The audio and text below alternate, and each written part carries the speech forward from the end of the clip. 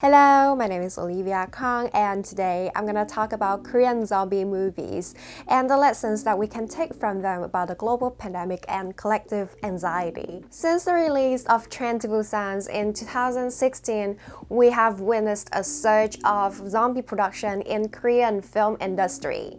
There is Rampant, which was released in 2018, and then there is Train to Busan 2, Peninsula, which is a sequel to Train to Busan, and Kingdom, a historical zombie series. But if we take a look closer to Korean film history, then actually Train to Busan is not the first zombie production ever made, but Crisisin, which is released in 1980, is actually the first zombie movie in Korea. And after that, there were several zombie productions, but zombie movies never became a popular mainstream genre until Train to Busan. In fact, the recent popularity of Korean zombie movies reflects the psyche of the vast majority of the Korean population. Zombie movies show psychological resilience against what might have been collective trauma in the society. Now, let's talk about the zombies. Zombies are quite interesting characters. They are somewhere in between the living and the dead. They are once existing conscious human beings but are now non-living. The zombies are symbolic representation of the loss of self. They are the epitome of contemporary and collective fear and anxiety of terrorism, global pandemics, and cultural concerns of immigration and identity politics. Because they look like our former friends or the loved ones, but they represent the plainclothes terrorist or the brainwashed extremist.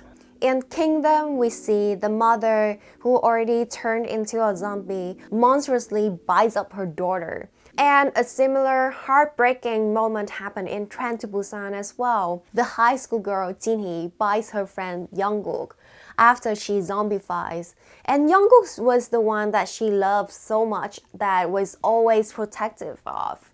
Most zombie movies pose distrust on the government or highly critical of the government incompetence. The government is in favor of economic aventurism over the interests of its own people. They are corrupted, they always use the media to cover up what they want to hide.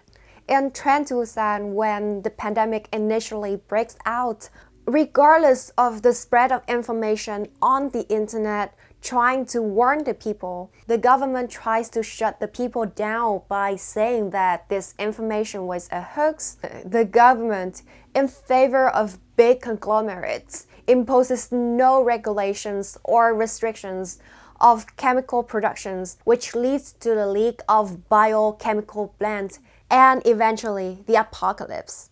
Does it sound so familiar to what we have been going through? I'm just saying.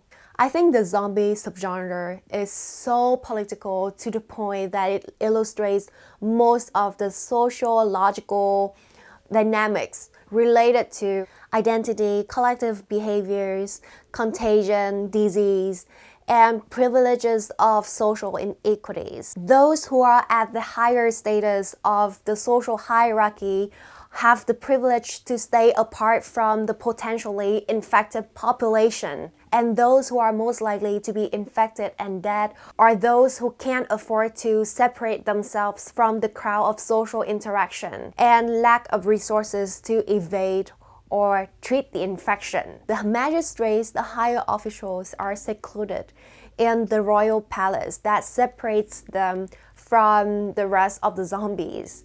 There are also those who have the access to the knowledge that help them avoid the plague.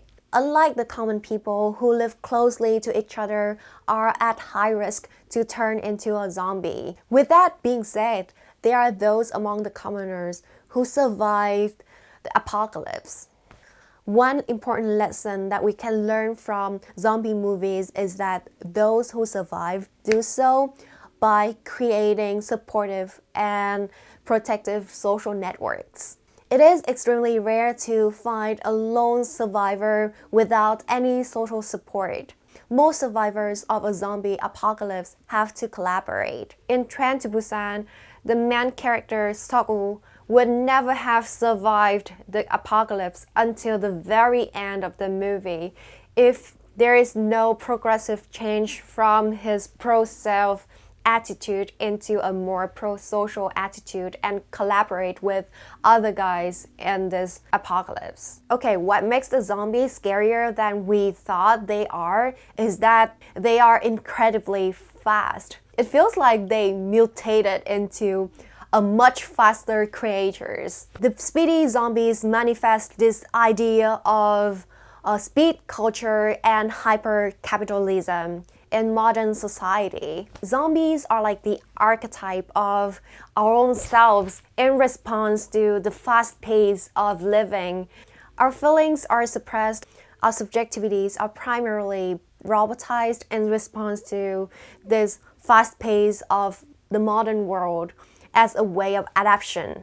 Okay, so those are the points that I see from the zombie subgenre movies after watching many Korean zombie movies. And if you guys have some more points to bring on, please feel free to comment down below and let's have a discussion later about it. And if you guys like my video, don't forget to like, share, and subscribe to my channel. Also, I'm launching another YouTube channel where I will be posting my short film projects as well as my own tips of filmmaking. I'll leave the link down below at the description box and see you guys later. Bye!